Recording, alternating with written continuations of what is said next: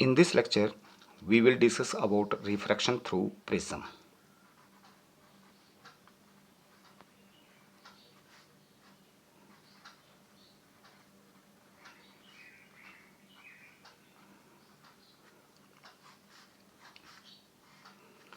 Prism से refraction कैसे होगी? Refraction through prism.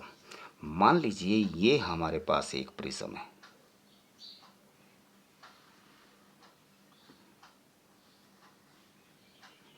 Triangular prism है।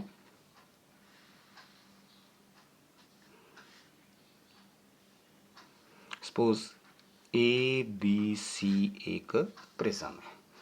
अब इसमें इस सरफेस के ऊपर एक लाइट रे इंसिडेंट करती है, दिस इज इंसिडेंट रे। अब क्योंकि यहाँ पर ये रिफ्रैक्ट होगी, क्योंकि आगे suppose mu is the refractive index of the medium. अगर इस प्रिज्म का जो मटेरियल है उसका मीडियम का रिफ्रैक्टिव इंडेक्स अगर म्यू है और बाहर एयर है, तो क्योंकि अब यहाँ पर रिफ्रैक्शन सफ़र करेगी तो या तो टुवर्ड्स द नॉर्मल बैंड होगी या फिर away from the normal band होगी। तो पहले मुझे नॉर्मल ड्रॉ करना है। अगर मैं इसके ऊपर एक नॉर्मल ड्रॉ कर देता हूँ, ये एक नॉर्मल आ गया। अब इसमें क्योंकि नॉर्मल और इंसिडेंट रे के बीच में जो एंगल होगा, this angle is called angle of incidence. अब ये यहाँ पर रेयर टू डेंसर मीडियम हो जाएगी तो ये बेंड हो जाएगी टुवर्ड्स द नॉर्मल। कहने का मतलब अगर ये सरफेस नहीं होता तो ये लाइट रे इधर चली जाती, बिल्कुल इसके अपने स्ट्रेट लाइन पाथ में चली जाती, इधर जाती, अगर ये सरफेस नहीं होता। तो इसका मतलब अब यहाँ पर ये बेंड हो जाएगी अपने पाथ से, it bends towards the normal. तो इसका मतलब ये हो गया कि ये इधर बेंड हो जाएगी, ये इधर चली जाएगी, इस पॉइंट के ऊपर आकर के फिर रिफ्रैक्शन सफ़र करेगी, क्योंकि ये अब एक इसमें डेंसर टू रेयर जा रही है, it bends away from the normal. तो अगर मैं इसके ऊपर नॉर्मल ड्रॉ करता हूँ तो ये नॉर्मल आ गया इस सरफेस के ऊपर, ठीक है, ये नॉर्मल आ गया। तो अब ये बेंड होगी अवे फ्रॉम द नॉर्मल, तो ये इधर बेंड हो जाएगी, यानी कि ये इमर्ज होकर के बाहर चली जाएगी, इधर चली जाएगी। दिस रे इज कॉल्ड इमर्जेंट रे, इसको हम बोलते हैं इमर्जेंट रे। अब ये एंगल ऑफ इंसिडेंस है। अब ये नॉर्मल है, नॉर्मल और ये रिफ्रैक्टेड रे है, तो रिफ्रैक्टेड रे और नॉर्मल के बीच में एंगल आ गया, इसको नाम दे दिया angle of refraction R1। Similarly यहाँ पर इस पॉइंट के ऊपर दोबारा रिफ्रैक्शन होगी। अगर रिफ्रैक्शन होगी तो this angle is angle of incidence for this रे, इस रे के लिए ये एंगल ऑफ इंसिडेंस है, इसको नाम दे दिया मैंने R2। और ये अब बाहर निकल गई, this angle is angle of refraction, इसको नाम दे दिया मैंने emergence, angle of emergence E, ठीक है। अब अगर इस रे को देखूं मैं तो एक्चुअली में अगर मैं पीछे बढ़ाता हूं तो इसका मतलब ये मुझे यहाँ से आती हुई दिखाई दे रही है। कहने का मतलब ये हो गया कि एक्चुअल पाथ इसका ये था और फाइनल पाथ इसका ये बना, ठीक है। अब अगर ये फाइनल पाथ है इसका, तो इसका मतलब ये अपने पाथ से कितने एंगल से डेविएट हो गई। Suppose this angle is called angle of deviation, delta, इसको मैं रिप्रेजेंट कर रहा हूँ डेल्टा से। तो this angle is called angle of deviation, ये अपने पाथ से डेविएट कर गई, ठीक है। अब हमें एक्सप्रेशन फाइंड आउट करना है एंगल ऑफ डेविएशन के लिए। Now expression for angle of deviation.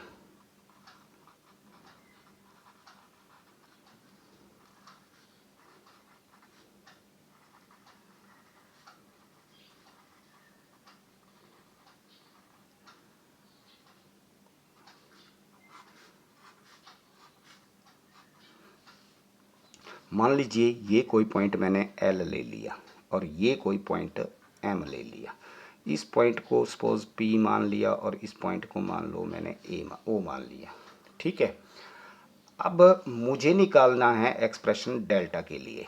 अब डेल्टा की अगर मैं डायग्राम में देखूं तो हमारे पास एक ट्राइंगल बन रही है PLM, ये ट्राइंगल बन रही है। इस ट्राइंगल में डेल्टा इस ट्राइंगल का एक्सटीरियर एंगल बन रहा है, ठीक है। तो exterior angle is sum of opposite interior angle. अगर मैं इसको एंगल 1 मानता हूँ इस ट्राइंगल का और इसको 2 अज्यूम करता हूँ, ये एंगल 2 आ गया, ठीक है।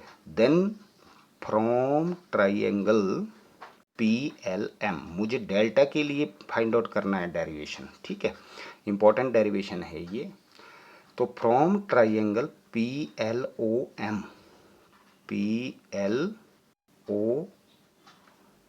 Triangle PLM, from triangle PLM we can write it as, ये एक्सटीरियर एंगल बन रहा है और एंगल 1 और एंगल 2 जो हैं वो इस ट्राइंगल में अपोजिट इंटीरियर एंगल बन रहे हैं। तो delta is equal to how much, angle 1 plus angle 2, angle 1 plus angle 2। तो डेल्टा की वैल्यू हो गई एंगल 1 और एंगल 2 के बराबर, ठीक है, angle 1 plus angle 2। Now but अगर यहाँ से देखें हम इस पॉइंट के ऊपर, तो एंगल आई इसका वर्टिकली अपोजिट एंगल बन रहा है, ठीक है, but angle I is equal to angle 1 plus angle R1, क्योंकि 1 प्लस R1 आई के बराबर बन रहा है अगर डायग्राम को देखा जाए, एंगल 1 प्लस R1। तो यहाँ से मेरे पास एंगल 1 की वैल्यू आ जाएगी। इसको अगर मैं इक्वेशन नंबर 1 अज्यूम कर लेता हूँ, तो एंगल 1 की वैल्यू आ गई I minus R1। Similarly angle E is equal to angle 2 plus R2। तो एंगल 2 की वैल्यू आ जाएगी मेरे पास E माइनस R2। अब अगर एंगल 1 और एंगल 2 की वैल्यू मैं यहाँ से ये सब्स्टिट्यूट कर देता हूँ, then from 1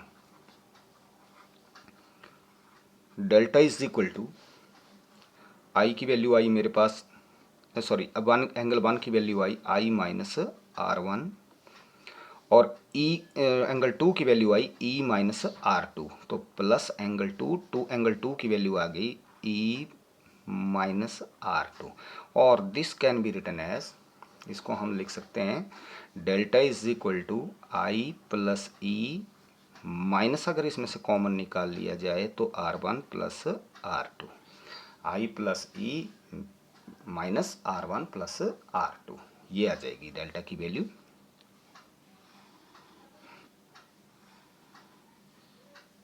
suppose this is our equation number 2।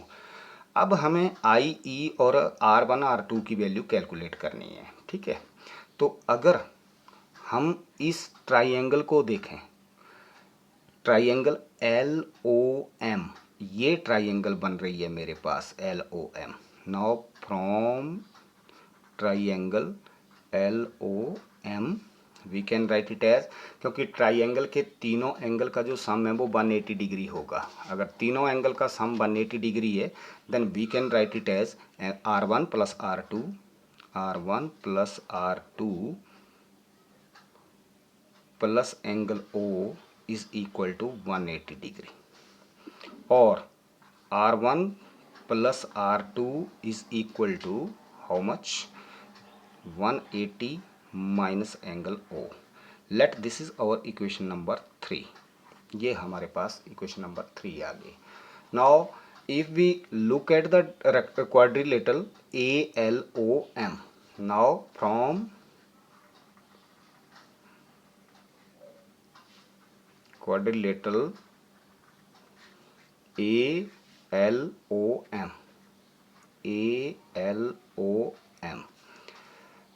यहाँ पर क्वाड्रिलेटरल के सभी एंगल का जो सम होगा, all the angles is sum of all the angles is equal to 360 degree, 360 degree होगा। तो इसका मतलब एंगल A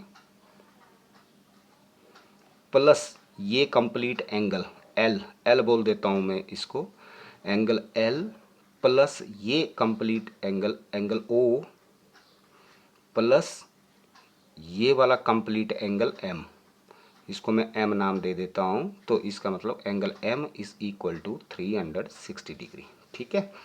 बट अगर यहाँ से देखा जाए तो एंगल L जो है ये नॉर्मल और इस सरफेस के बीच में बनना है, सरफेस के ऊपर ही नॉर्मल है, तो एंगल L 90 डिग्री है और एंगल M भी 90 डिग्री है।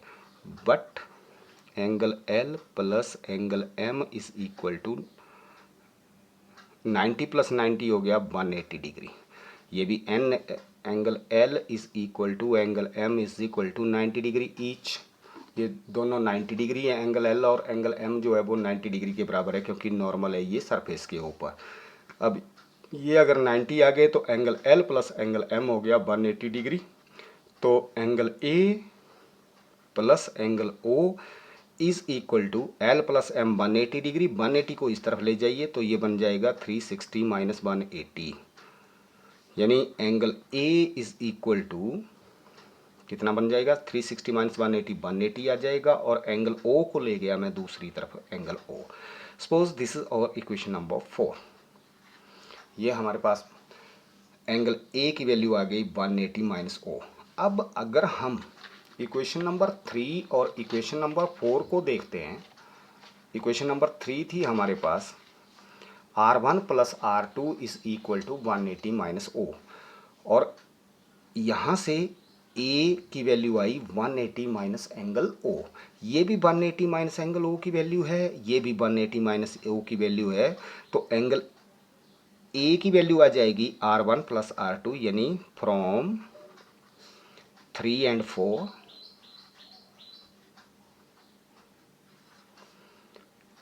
R1 plus R2 is equal to A. तो एंगल ए जो है वो किसके बराबर आ जाएगा, R1 प्लस R2 के बराबर आ जाएगा।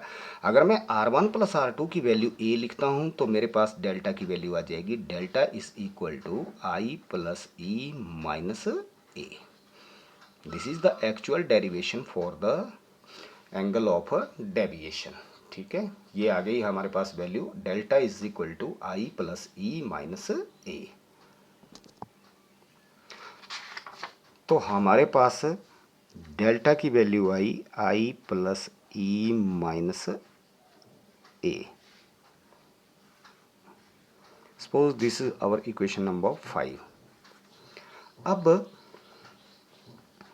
क्योंकि इस पॉइंट के ऊपर, पॉइंट एल के ऊपर अगर मैं स्नेल्स लॉ यूज़ करता हूँ, इस पॉइंट के ऊपर अगर स्नेल्स लॉ यूज़ करूँ तो ये बन जाएगा 1 into sine I is equal to mu into sine R, अगर इसका रिफ्रैक्टिव इंडेक्स म्यू है। तो at L using Snell's law, अगर मैं स्नेल्स लॉ यूज़ करता हूँ तो ये बन जाएगा यहाँ पर, क्योंकि एंगल ऑफ इंसिडेंस जो है वो एयर में है और एंगल ऑफ रिफ्रैक्शन जो है वो उसका रिफ्रैक्टिव इंडेक्स मीडियम का म्यू है, उस मीडियम में है। तो ये बन जाएगा 1 into sine I is equal to mu into sine R1, और mu is equal to sine I upon sine R1। If angles are small, as angle of incidence or angle of refractions are small, if angles are small, then sin I is approximately equal to I and sin R1 is approximately equal to R1।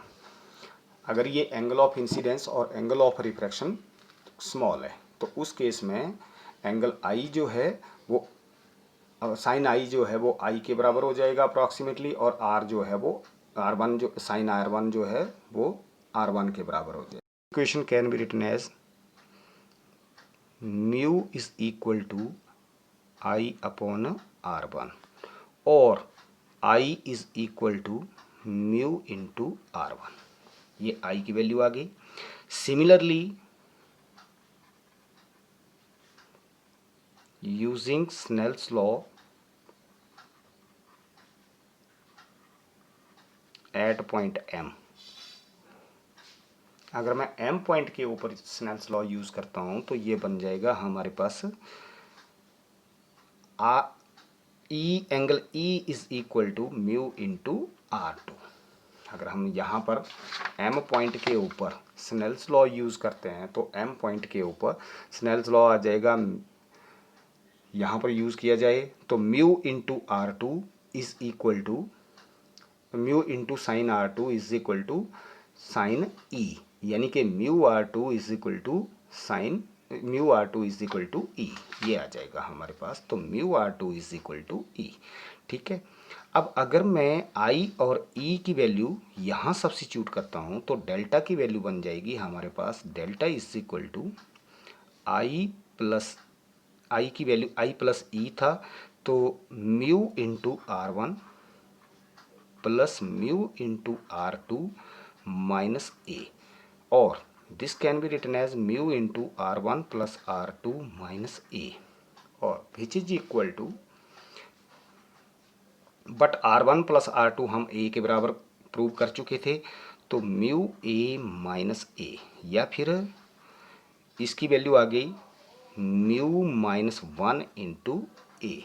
तो delta की value आ गई हमारे पास delta is equal to mu minus one into A. लेकिन इसमें हमने एक अप्रॉक्सीमेशन लगाई है कि if angle I and R are small, it means sine I is approximately equal to I, ये हमने सब्स्टिट्यूट कर रखा है इस केस में।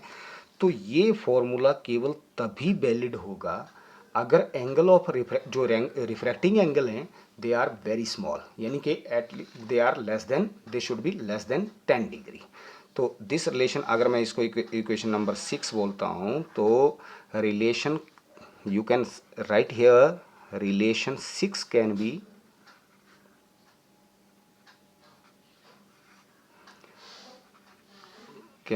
applied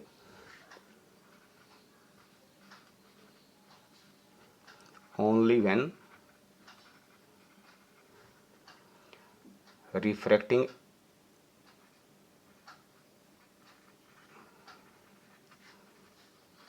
angle is small, small means less than 10 degree. अगर 10 डिग्री से कम होगा तभी ये रिलेशन यूज़ किया जाएगा, otherwise we will use the relation delta is equal to I plus E minus A. Otherwise we use delta is equal to I plus E minus A. तो यही relation जो है वो यूज़ किया जाएगा। ये वाला relation delta is equal to mu minus one into A वाला जो रिलेशन है ये केवल तभी यूज़ करना है अगर आई और आर की वैल्यू वेरी स्मॉल हो, यानी कि रिफ्रैक्टिंग एंगल जो है they are less than 10 degree. वो लेस देन 10 डिग्री से है रिफ्रैक्टिंग एंगल, तो इसका मतलब तो उस केस में हम ये वाला रिलेशन यूज़ कर सकते हैं, delta is equal to mu minus one into A. Otherwise we will use this relation, ठीक है। Next is prism formula. Prism formula,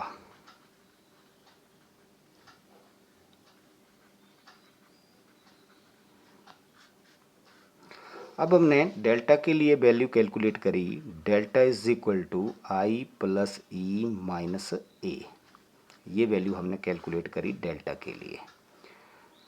तो ये रिलेशन लिखा जा सकता है delta is equal to root I minus root E whole square plus 2 into root I into E minus A. मैंने इसको कंप्लीट स्क्वायर करके लिख लिया। तो रूट आई का जब इसका रूट आई माइनस ई का जब स्क्वायर खुलेगा तो उस केस में बन जाएगा आई प्लस ई माइनस 2 आई ई स्क्वायर रूट और प्लस 2 आई ई स्क्वायर रूट। ये प्लस 2 आई ई स्क्वायर रूट माइनस 2 आई ई स्क्वायर रूट से कैंसिल हो जाएगा, फिर हमारे पास यही रिलेशन बन जाएगा। अब यहाँ से अगर हम देखें तो डेल्टा की जो वैल्यू है आई ई और ए के ऊपर डिपेंड कर रही है, मतलब angle of incidence, angle of emergence and angle of prism के ऊपर डिपेंड कर रही है। तो जैसे जैसे एंगल ऑफ इंसिडेंस बढ़ता जाता है, ठीक है, उसके साथ जो एंगल ऑफ डेविएशन है इस रिलेशन से अगर हम देखें तो एंगल ऑफ डेविएशन जो है वो डिक्रीज करता जाएगा। एक स्टेज के ऊपर आकर के जब आई और ई आपस में इक्वल हो जाएंगे तो उस केस में ये वैल्यू 0 हो जाएगी, तो डेल्टा की ये वैल्यू मिनिमम होगी, क्योंकि बाकी वैल्यूज़ तो एज इट इज़ रहेंगी, ये वैल्यू फिक्स है, आई और ई की वैल्यू चेंज हो रही है।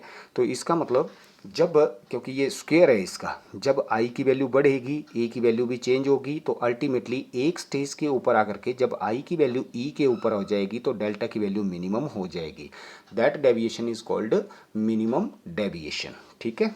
तो it means delta is minimum when root I minus root E is equal to zero. इसका मतलब ये वैल्यू जीरो हो सकती है जब ये दोनों, it means that is I must be equal to E. तो डेल्टा कब मिनिमम होगा? जब एंगल ऑफ इंसिडेंस जो है वो एंगल ऑफ एमरजेंस के बराबर हो जाएगा। तो अगर मैं इसकी वैल्यू ई की जगह आई के बराबर रखता हूँ तो इसका मतलब ये हो गया कि जैसे जैसे एंगल ऑफ इंसिडेंस चेंज होता है, एंगल ऑफ इमरजेंस चेंज होता है, तो डेल्टा की वैल्यू पहले तो डिक्रीज होगी और फिर दोबारा जब ये छोटा हो जाएगा, ये बड़ा हो जाएगा, तो ये माइनस हो जाएगा, तो इसका स्क्वायर फिर प्लस हो जाएगा, तो कुछ ना कुछ टर्म और ऐड हो जाएगी, तो फिर इंक्रीज करना शुरू हो जाएगी। एक पर्टिकुलर एंगल के ऊपर जब आई ई के बराबर हो जाएगा तो डेल्टा की वैल्यू मिनिमम हो जाएगी, उसके बाद दोबारा इंक्रीज करना शुरू हो जाएगी।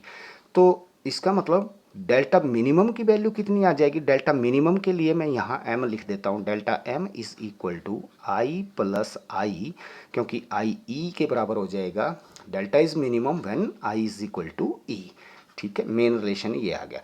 मिनिमम कब होगा? जब आई ई के बराबर होगा। तो अगर मैं आई की वैल्यू भी ई रखता हूँ इस रिलेशन में, माइनस ए, और delta m is equal to two I minus A, या फिर आई इज इक्वल टू कितना हो जाएगा? ये a plus delta m by two.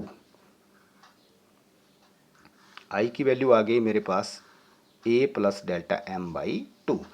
Similarly R1 plus R2 की वैल्यू थी हमारे पास किसके बराबर? a के बराबर। हम पहले कैलकुलेट कर चुके हैं।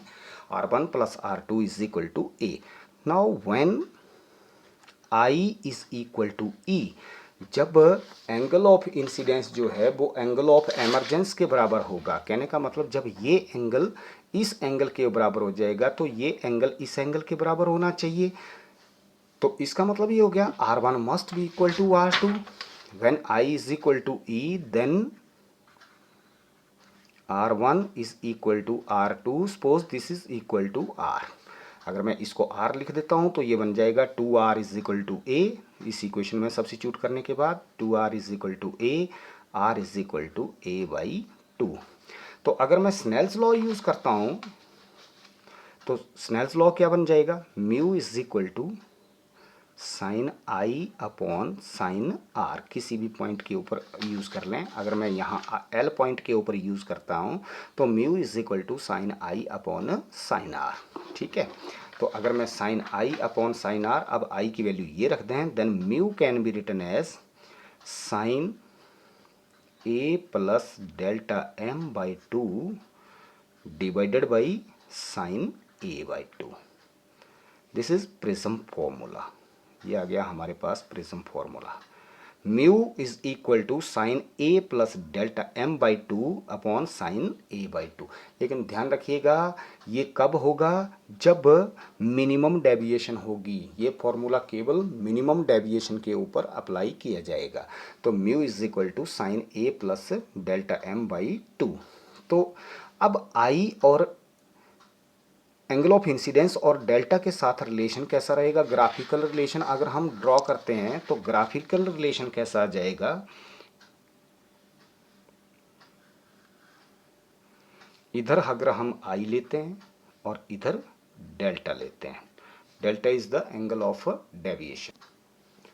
तो जैसे जैसे एंगल ऑफ इंसिडेंस इंक्रीज करता जाएगा, एंगल ऑफ डेविएशन जो है वो डिक्रीज करता जाएगा। इस तरह से एक पर्टिकुलर वैल्यू के ऊपर आकर के जब आई ई के बराबर हो जाएगा तो उसमें डेल्टा की वैल्यू मिनिमम आ जाएगी। इसके बाद दोबारा अगर ई की वैल्यू इंक्रीज करना शुरू हो जाएगी तो इसका मतलब ये हो गया, इसका क्योंकि स्क्वायर रूट है तो ये फिर ऐड हो जाएगी, इंक्रीज करना शुरू हो जाएगी, इसके बाद दोबारा इंक्रीज करना शुरू हो जाएगी लाइक दिस।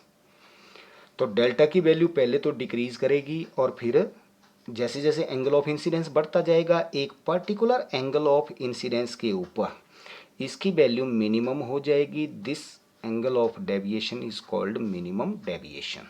ठीक है, बाकी हर पॉइंट के ऊपर कहीं भी देखो तो इसका मतलब यहाँ पर दो पॉइंट ऐसे आ रहे हैं जहाँ पर दो वैल्यूज़ एंगल ऑफ इंसिडेंस की ऐसी हैं, जैसे ये आ गई मिनिमम डेविएशन इस एंगल के ऊपर, सपोज दिस इज आई, और ये I1 मान लेता हूँ और इस एंगल को I2 मान लेता हूँ। तो दो वैल्यूज़ मेरे पास ऐसी आ रही हैं जिनके ऊपर सेम वैल्यू है डेल्टा की।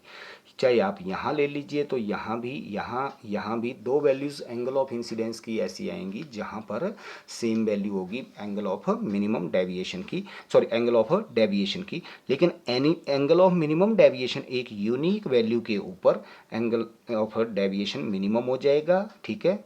That angle of deviation is called minimum deviation. उसके बाद दोबारा जो डेविएशन है रेज की वो इंक्रीज करना शुरू हो जाएगी। तो ये जो प्रिज्म फॉर्मूला है, this formula is used to calculate the accurate value of refractive index of the medium. तो मीडियम का अगर रिफ्रैक्टिव इंडेक्स कैलकुलेट करना है, एक्यूरेटली अगर कैलकुलेट करना है, तो ये प्रिज्म फॉर्मूला यूज किया जाता है, ठीक है। तो आज के लेक्चर में इतना ही, बाकी नेक्स्ट लेक्चर में। Thank you.